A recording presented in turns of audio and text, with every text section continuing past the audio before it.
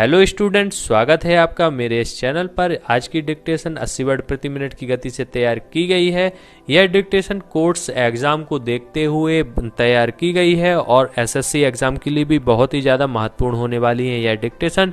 तो इन डिक्टेशंस को बहुत ही ध्यान से कीजिए। चैनल को सब्सक्राइब नहीं किया है तो चैनल को सब्सक्राइब कीजिए ताकि आपको भविष्य में ऐसी डिक्टेशन और भी प्राप्त होती रहें। डिक्टेशन प्रारंभ होने में अंतिम 5 सेकेंड। 4, 3, 2, 1 स्टार्ट। उधर से प्राप्त समाचार पत्रों की सूचना के अनुसार हिमाचल प्रदेश उच्च न्यायालय के माननीय न्यायाधीश महोदय की तरफ से लगभग सभी 400 छात्र छात्राओं को इंदिरा गांधी मेडिकल कॉलेज की वर्ष 1995-96 की प्रवेश परीक्षा में बैठने के लिए फिलहाल अनुमति प्रदान कर दी गई है। वहाँ यह भी उल्लेखनीय है कि हिमाचल प्रदेश विश्वविद्यालय ने इस सत्र से मेडिकल कॉलेज की प्रवेश परीक्षा में बैठने के लिए कुछ ऐसी शर्त लगा दी थी जिससे मूल हिमाचली छात्र भी परीक्षा देने से वंचित रह सकते थे। वहाँ ये भी ज्ञात रहे कि विश्वविद्यालय ने इस वर्ष से यह शर्त भी लगा दी थी कि जिन उम्मीदवारों ने हिमाचल प्रदेश स्कूल बोर्ड की 3 परीक्षाओं में से 2 परीक्षाएं उत्तीर्ण नहीं की हैं, उन्हें मेडिकल कॉलेज की प्रवेश परीक्षा की पात्रता के योग्य नहीं समझा जा रहा था। पैरा। इधर हमारे देश की हिमाचली या किसी सैनिक का कोई ठिकाना नहीं रहता। वह कभी देश की सीमाओं पर रहते हैं। वे किसी प्रदेश के सैनिक नहीं कहलाते, बल्कि यह तो पूरे देश के सैनिक कहलाते हैं। इसलिए इनके बच्चों की शिक्षा भारत में कहीं पर भी हो सकती है।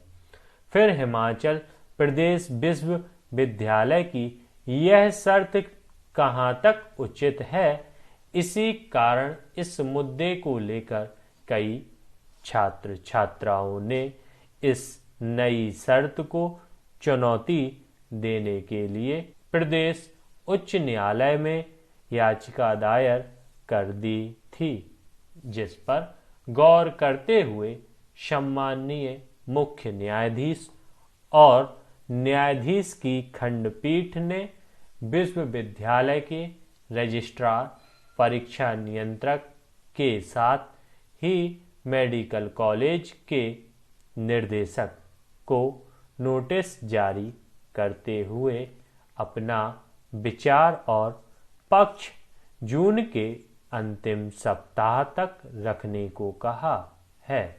पैरा। खंडपीठ ने विश्वविद्यालय प्रशासन को यह भी आदेश दिए हैं कि वह इन सब 400 उम्मीदवारों को प्रवेश परीक्षा में अस्थायी तौर पर बैठने की स्वीकृति देकर फिर योग्य और अयोग्य का निर्णय करे। जब परिणाम घोषित किए जावें तो उसकी सूचना पहले उच्च न्यायालय को भी दी जानी चाहिए।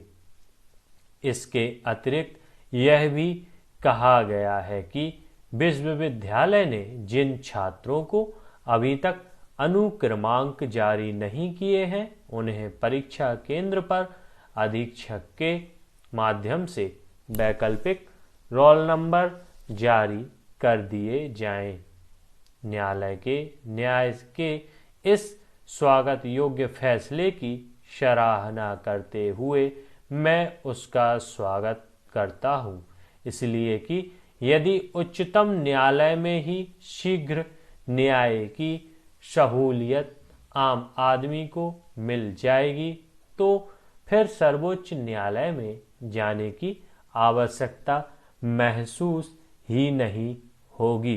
धन्यवाद स्टूडेंट्स। डिक्टेशन यदि आपको पसंद आई है तो इसको लाइक कीजिए, अधिक से अधिक शेयर कीजिए। यदि आपको कोई कमी समझ में आती है तो कमेंट कीजिए, कमेंट अवश्य कीजिए, जिससे मुझे प्रेरणा मिलती है और भी डिक्टेशन बनाने के लिए।